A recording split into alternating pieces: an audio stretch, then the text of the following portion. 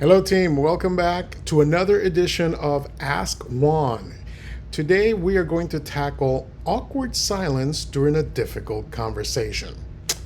Have you ever been in a conversation with someone and then all of a sudden you ask a question and they stop answering, or they simply just go silent? How do you handle that? This was a question that came up during one of our leadership sessions last week. And my response, somebody took some people in the session off guard a little bit because my response was, you let the silence play out. Yeah, let the silence play out. All too often, what's happening is your employees are using silence to intimidate you. Intimidate you into doing something, giving them an answer, or perhaps in the most extreme situations, to shut up, leave them alone, and go away. And the awkward silence has a tendency to force you, the leader, to doing exactly what they want you to do. Here's a couple of suggestions that I gave to our team. Number one, let the silence play out. Yes. Is it awkward? Absolutely, it's awkward. Is it something that you don't want to deal with? Absolutely, it's not something that you want to deal with. But as I mentioned before, the person on the other end is using that as a strategy to intimidate you.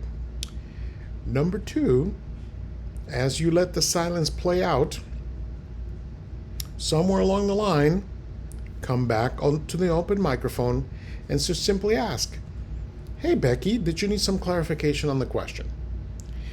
When you do that, this sends a very subtle message that you're expecting an answer to the question that you asked. Did you need a clarification to the question? Did you need me to repeat the question?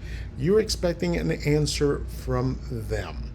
And at that point, they're going to say yes or no, and you should go silent. Here's what you should not do. You should not do the classic virtual meeting. Hello? Are you still there? You should not do that.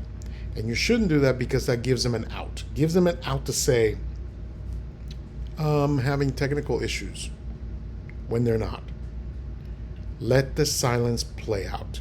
You're looking for an answer. You're asking a question. For example, what got in the way of meeting the goal? That's a perfectly legitimate question that you as a leader need to be asking. If the person doesn't want to answer it, just go silent.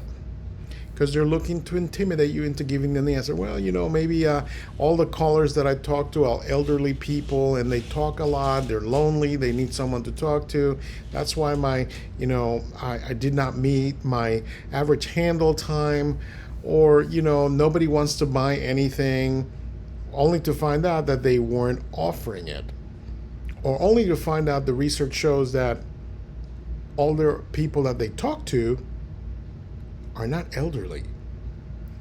Wait for an answer. That is my suggestion to you. Let the awkward silence play out. Come back on the line. Let them know, hey, I'm expecting an answer by saying, did you need clarification? And I'm almost guaranteeing you will get an answer. That's all I got for you this week, team. Believe what you believe, because this, I believe.